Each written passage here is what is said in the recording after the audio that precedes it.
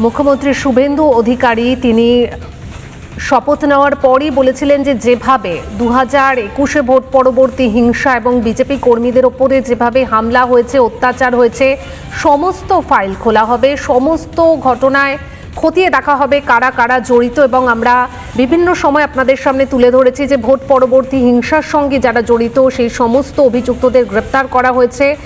এবং বাগনানে নিহত কর্মী প্রশান্ত দে, তার বাড়িতে মুখ্যমন্ত্রী, সেখানে তিনি মালা দিলেন, সেই ছবিও আমরা দেখতে পাচ্ছি এই মুহূর্তে। নিহত বিজেপি কর্মীর বাড়িতে মুখ্যমন্ত্রী, 3 বিজেপি বিধায়ক হিরণ চ্যাটার্জি, অমিত সামন্ত রয়েছেন, বিধায়ক চিরণ বেরাও রয়েছেন সেখানে। এই মুহূর্তে ভেতরে প্রবেশ করলেন মুখ্যমন্ত্রী, সেই ছবিও আমরা তুলে ধরবো আপনাদের সামনে। প্রশান্তদের বাড়িতে মুখ্যমন্ত্রী শুভেন্দু অধিকারী পরিবারের সঙ্গে কথা বলবেন তিনি।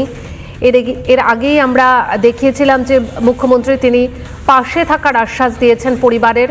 নিহত বিজেপি কর্মীর বাড়িতে মুখ্যমন্ত্রী শুভেন্দু অধিকারী। আমরা খুবই খুশি শুভেন্দুবাবুর কাছে যে উনি আমাদের বাড়িতে এসেছেন এবং সিআইডি তদন্ত উনি নির্দেশ দিয়েছেন, এটা আমরা অবশ্যই খুবই খুশি। থেকে কঠোরতম শাস্তি, তারা যেন অন্য কোনো পরিবার থেকে এরকম ভাবে চোখ তুলে তাকাতে না পারে।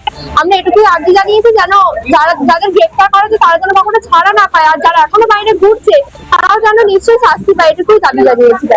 অনেকেই ঘুরছে, মানে কতজনের নামে অভিযোগ জানানো হয়েছে, তারা যে কতজন বাইরে আছে তাদের সবাইকেই মানে জেলের মধ্যে থাকার একটা আর্জি জানানো হচ্ছে।